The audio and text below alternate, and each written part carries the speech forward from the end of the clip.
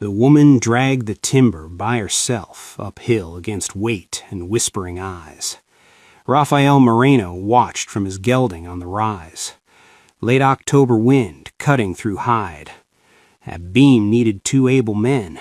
Still there she was, rope biting into her shoulder, boots scraping stone and dirt, cotton dress smeared with mud up to the calves. Most would have quit long before. He guided his horse down the incline. The cabin appeared, walls barely hip-high, no roof yet, tools scattered like shattered vows. A drooping canvas tent waited nearby, smoke twisting up from a weak fire. She heard hoofbeats and straightened, breath torn and rough. She didn't flee, didn't shout, only stood there, chin raised, watching him come, like she'd been braced for trouble all along. "Good afternoon," Raphael said, swinging down. "That's heavy work for one soul. I don't need mercy from passers-by." Her tone was iron, but her hands clenched the rope like a blade. He examined the frame. "Roof won't last without real bracing. Storm's coming. Maybe 10 days. I'll handle it." Raphael studied her properly then, a pale scar running temple to jaw, old against sun-rough skin. Fire, he thought. She caught his look, shoulders tightening. "I'm not pretty," she murmured, guarded, like a line practiced too many times. Raphael met her gaze square. "That's fine. I need true, not polished. The winner takes the pretty ones first out here." Something shifted across her face. Shock, maybe, or doubt that kindness was real at all. "Why help me?" she asked. "Because I'm worn out on liars and silk." Raphael came at first light with tools. Lucia Calderon watched from her tent flap, coffee tin in hand, unsure whether to believe yesterday's word. "Brought extra nails," he said plainly, setting them down. "Your joints need strengthening." They worked in wary quiet. He measured, she marked, he cut, she drove nails. By noon, the wall stood straighter, steadier somehow. "You work well," he said during rest. "Taught myself. After my husband died." She passed him water from a tin cup. "Town's full of widows. Why claim land this far out alone?" Her jaw set. "Merchant in town wanted me after Diego passed. Said I needed man's guard. When I refused," she stared into the fire. Story spread. Cursed woman. Witch who burned her own home. Raphael waited, still as rock. "Fire started in a fight. Lamp fell. I tried pulling him free. He shoved me into the flames. I got out. He didn't." She touched the scar without thinking. "Town buried him a hero, buried me under rumor. So I bought this claim with all I had left. Figured if I'm alone anyway, I'd choose how." She watched him closely. "A ranch that size, you should have a wife." "My son helps." Raphael set down his cup. "Had a wife, Elena, beautiful. Everyone loved her, wanted town lights, admiration. Ranch bored her." He paused. "She died 2 years ago. Childbirth. Baby too." "I'm sorry." "Don't be. I loved her. Didn't much like her by the end. Truth is, she didn't like me either." A week later, snow fell. Lucia measured planks while Raphael sawed, breath smoking in November air. Walls were finished now, roof frame half done. They moved in rhythm, smooth as gears. "Hold," Raphael said, lifting a beam. She braced while he struck. Snow dusted shoulders, melted at collars. "Diego drank," Lucia said suddenly. "Started after we lost our first child. Turned cruel when drunk." Raphael kept hammering, listening. "That night he came home raging, shouting about food, about me being worthless. Knocked the lamp during the fight." She stared at the beam. "I tried to save him, even after all of that." Raphael set the hammer down. "Elena wanted things I couldn't give. Status, noise.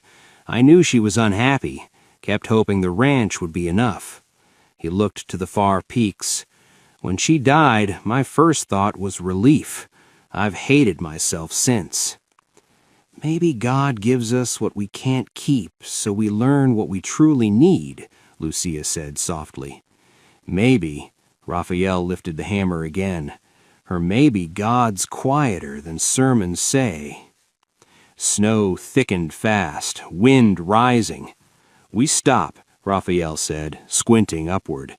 This is turning into a whiteout. If this is stirring something in you, hit like and subscribe so you never miss another chapter of real human connection. You should go before it worsens. Too late. He pulled tarp over the open roof. I'm staying. Lucia's face went careful. There's one blanket. We'll make do. By night, the storm screamed like spirits outside. They sat by the fire inside the half-built cabin, tarp overhead, sharing her blanket over shoulders, not touching, yet close enough to feel heat. Lucia drew a water-stained book from her pack. You read? Barely, Raphael said. Never schooled much. I could teach you. I'd like that. She opened to a marked page and read aloud. Homer's Odyssey, Penelope waiting for Odysseus. Her voice was gentle, steady, making ancient words breathe. Raphael listened like a starving man. Near midnight, worn out, Lucia's head tipped onto his shoulder. He froze, afraid to wake her, afraid to move and shatter whatever this was. At dawn she stirred, realized. Their eyes met. Neither spoke, neither moved away. Then Raphael looked through the open doorway frame and his face tightened. What? Lucia asked. Horse tracks, fresh. Someone circled the cabin in the storm. They stood together in the doorway. Far off, riders approached. 3 men led by Reverend Hawthorne. Raphael stepped beside Lucia, close enough to speak without words. The town had come, and judgment rode with them. 2 weeks later, the cabin was nearly finished. Door hung, windows sealed, chimney drawing true. Lucia packed clay between logs, while Raphael fit shutters. She heard him humming, the first music this place had known. They'd found rhythm. She anticipated his moves. He read her weariness without asking. Talk went deeper than survival. You mentioned books. What else you got? Raphael asked at noon. Lucia showed 3 more from her trunk. Shakespeare, Whitman, a worn Bible. These survived the fire. Everything else burned.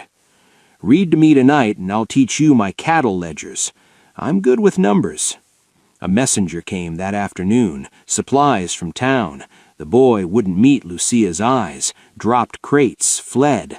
A note was pinned to a flour sack. Raphael read it, jaw dark. Offer stands, honest work for honest woman. Leave the arrangement. Hollis. Hollis is the merchant, Lucia said quietly, the one who wanted me. Raphael crushed the paper. I'll answer this. No, Lucia caught his arm. Let them talk. These walls don't hear gossip. Stories like this restore faith. Like and share if you feel it, and subscribe for the ending. That night she read Odyssey by firelight, voicing suitors with pomp that made Raphael laugh deep and surprised. She stopped mid-line, stunned. What? I haven't laughed here, not since I came. Me neither. Not in 2 years. They looked across the fire, something unspoken passing. Outside, hidden in the trees, a figure watched.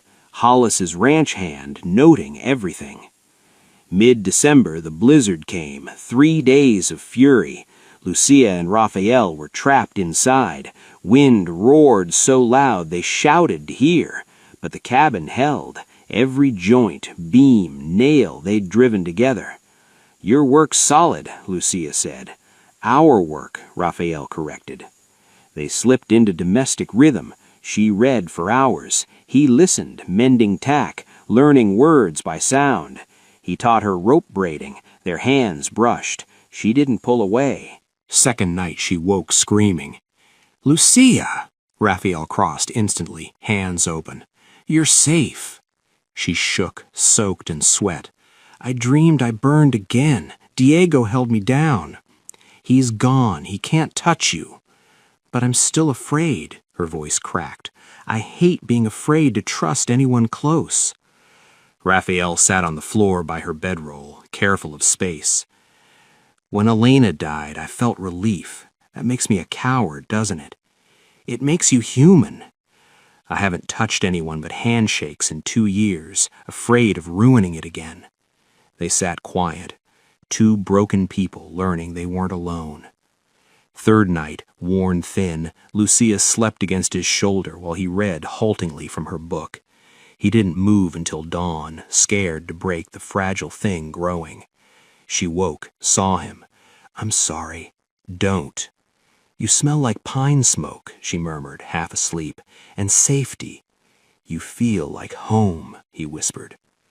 Morning broke clear, storm gone a week before Christmas. Lucia insisted on riding to town with him. I'm done hiding. Town's cruel. Then let him be cruel to my face. Ridgeview lay 20 miles south, wood buildings around church and store. They arrived as services ended. Lucia walked beside Raphael, chin high, scar bright in cold sun. Talk died. Women pulled children close. Men stared with contempt or hunger. Reverend Hawthorne blocked the store steps with Amos Hollis and elders. Brother Moreno, this woman is steeped in sin. You stain yourself keeping her. A crowd formed. Hollis stepped up, slick smile ready. Lucia, my offer stands. Honest work, save reputations. The trap closed. Public shame, weight of eyes. Raphael felt old panic rise. Elena had loved appearances. He'd lived that lie. It's just work, he heard himself say. The cabin's nearly done. The words froze. Lucia stiffened. Just work? He'd erased everything. Hollis smiled wider. Even he knows you're not worth defense. Lucia turned, walked to the wagon. The ride home was silent forever. At the cabin, she climbed down, spoke without looking. Don't come back. The cabin's done. Our agreement's over. She shut the door he'd hung. Christmas week came cold. Raphael sat alone in his ranch house, bottle on the table, staring at Elena's grave on the hill. Warm house, strong walls, empty. He'd done it again, chosen safety over truth. Lucia had offered honesty, and he'd called it work. The bottle stayed untouched. 3 miles away, Lucia worked alone by lamplight, finishing details. Hands moved, mind numb. She'd hoped foolishly. Men always failed, especially good ones. Christmas morning, she found something at her door. Wildflowers frozen in ice. No note. She carried them inside and cried. That afternoon, old Thomas Hale rode to Raphael's ranch, 70, weathered raw, the man who taught him ranching. You look awful. Feel worse. Good. That woman built more with broken hands than most men whole. Your wife wanted pretty. This one wants real. You letting fear win twice? What if she won't forgive? Then you earned it. Try anyway or die alone. Thomas rode off. Raphael looked at Elena's grave. I'm sorry, he said. Sorry I wasn't what you wanted, but I'm done apologizing for wanting truth. He saddled up. Sunday morning, Raphael Moreno stood before the packed church, hat in hand. I'm here to confess, he said, and to set right what was said about Lucia Calderon. Meanwhile, Lucia was on the roof when she heard hooves. She kept hammering as Raphael appeared below. He climbed up with a spare hammer. They worked side by side an hour. The roof finished under shared effort. Sitting on the ridge, breath hard, Raphael spoke. I told the whole church about my cowardice, about calling us just work when you're the realest thing I've known. Told them you're worth 10 of them. Lucia waited. I said, judge me, not her. You built life from ash while they threw stones. He faced her. I'm clumsy with words, but steady with heart. Trying to be steady with heart. What are you asking? Let me build life with you. Not polished, just true. She studied him. I don't need saving. I know, but I want partnership." He offered his hand. "Deal?"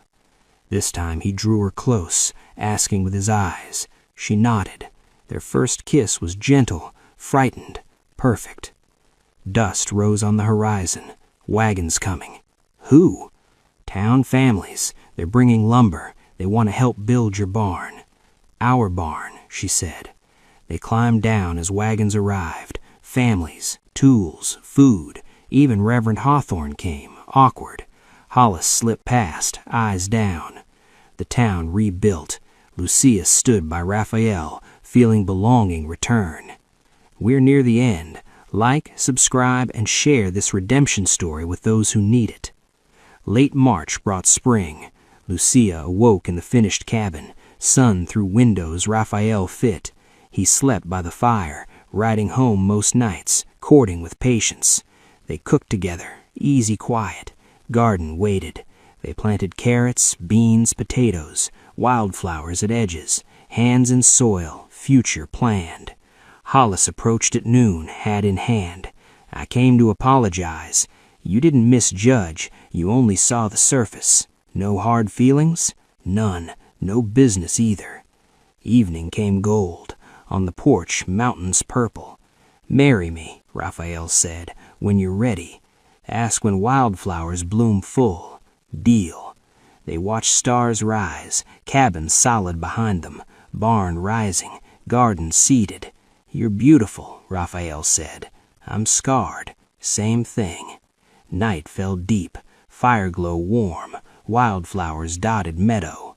Later, Lucia lay thinking of fire, pain, judgment, and the man who saw her strength. She'd built life from ash, now something stronger. Owl called, wind whispered. For the first time in years, no fear of tomorrow. Spring came full, wildflowers scattered like jewels. Raphael rode up with something, wrapped. "They're blooming," he said. He showed a simple silver ring. "Lucia Calderon, will you build life with me?" Yes. They married that afternoon in the meadow. Town came. Even Hollis watched from back. Thomas Hale stood witness. At sunset, they stood alone, partners, equals. Pretty fades, but honest builds a life that holds. Raphael kissed her brow. Mountains watched as Cowboy and scarred woman stood together, building tomorrow, one quiet moment at a time. Wildflowers swayed, proof that even the hardest winters surrender to spring. If this story stayed with you, if it reminded you that real love is built through truth, work, and choosing each other even when it's hard, take a moment to like this video. It helps these stories reach the hearts they're meant for. Subscribe for more slow burn, Wild West style stories of courage, loss, and redemption. And share this story with someone who needs to hear that broken beginnings can still lead to something strong. Before you go, tell me this. Where are you watching from? And what time is it there right now? Drop your city, country, and the time in the comments. I'd love to know where this story found you.